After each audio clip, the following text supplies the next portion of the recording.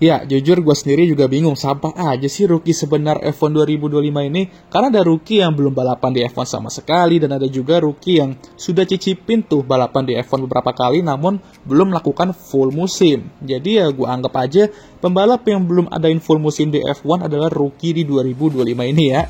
Jadi ada 6 pembalap nih yang mau gue bahas. Apa sih target mereka di musim rookie-nya? Nah, tanpa basa-basi, mari gue bahas.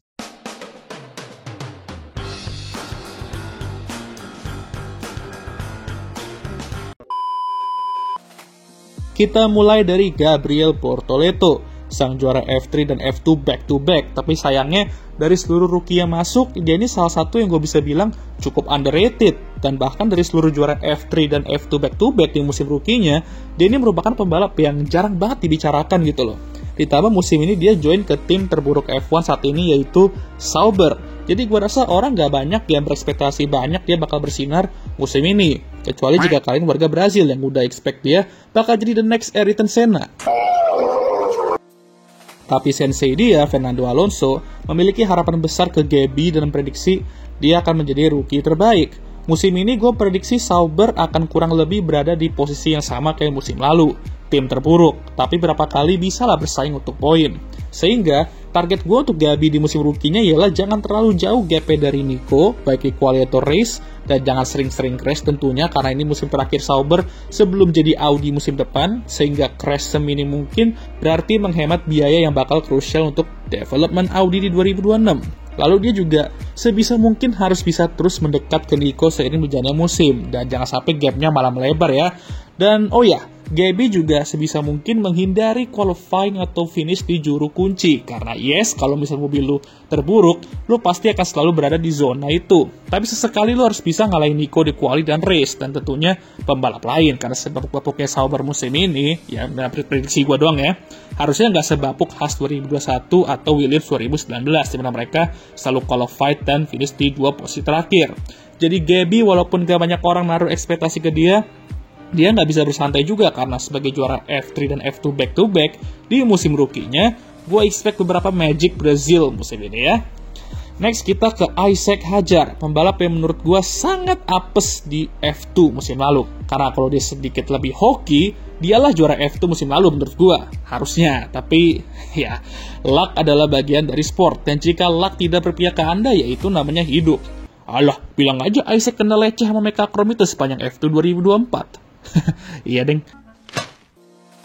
Target dia kurang lebih bakal sama kayak Gabi. Jangan sering crash, mendekat ke Yuki sering berjalan musim, dan hindari KO di Q1 secara berlebihan. Karena mobil Racing Bulls gue expect akan lebih baik dari Sauber musim ini, dan gue expect juga kurang lebih sama kayak musim lalu. Dimana untuk menghindari Q1 sebenarnya bisa lah gitu ya.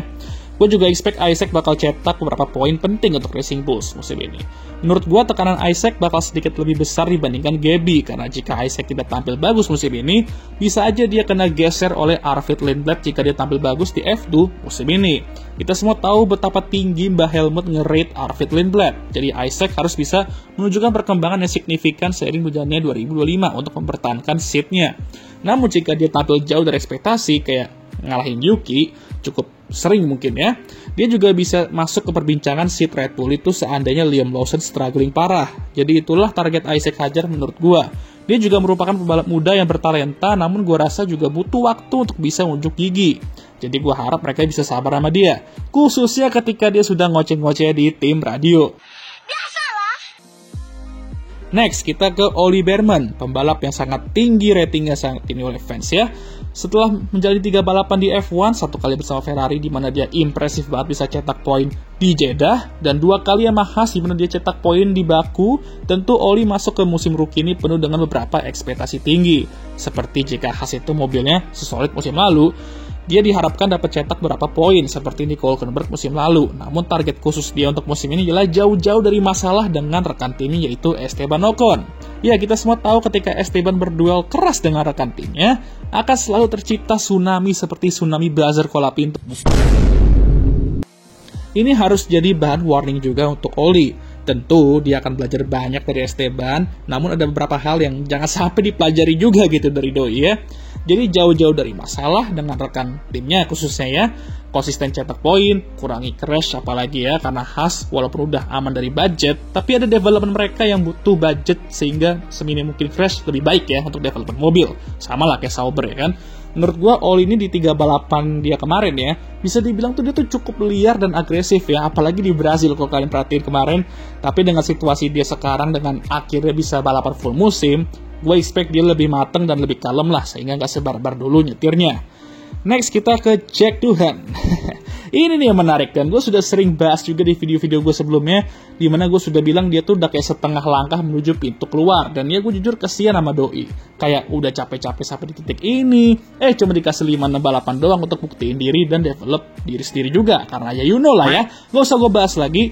Jadi gue sulit juga mau netapin target dia musim itu kayak gimana, karena jujur dia merupakan rookie yang orang-orang tuh gak terlalu expect banyak, dan bahkan ada yang berapa yang gak peduli juga.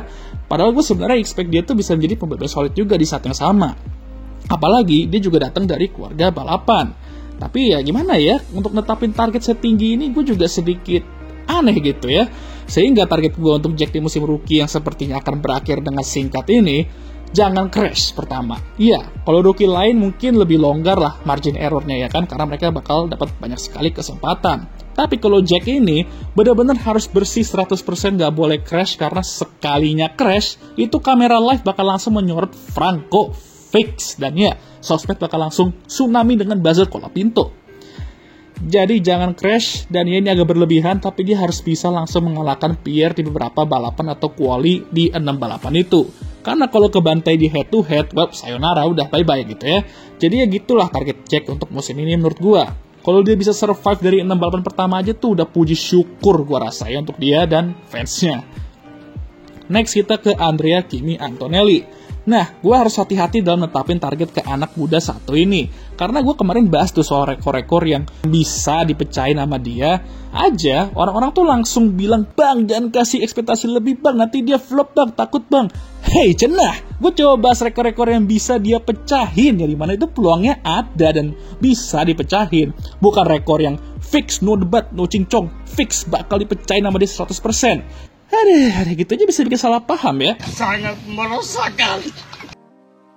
Ya intinya target gue ke Kimi musim ini, meskipun dengan hype-nya yang gede, gue mungkin gak akan sebar-bar itu bilang dia bakal pecahin semua rekor-rekor yang gue sebut di video itu ya.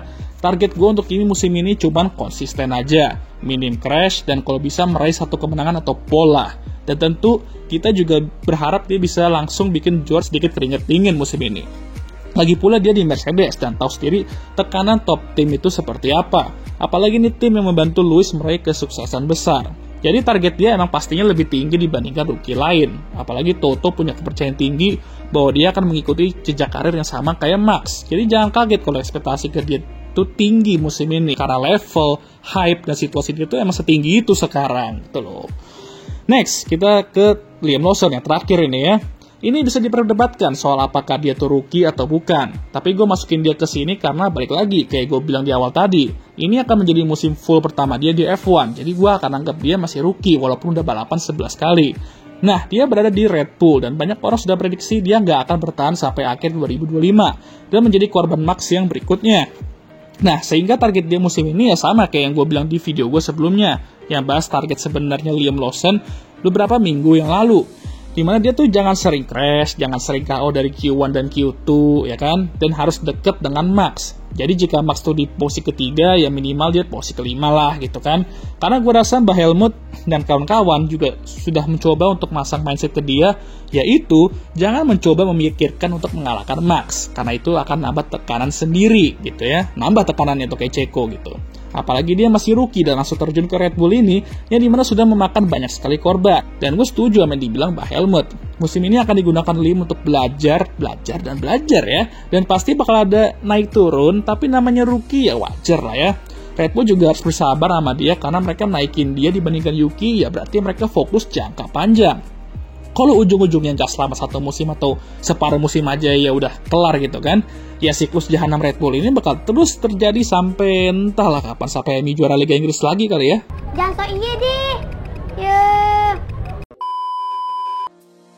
Oke lah, sekian video kali ini. Gimana menurut kalian? Jangan lupa like, subscribe, dan share video ini. Dan jangan lupa juga untuk menyalakan lonceng notifikasi agar kalian semua tahu ketika gue ngupload video baru.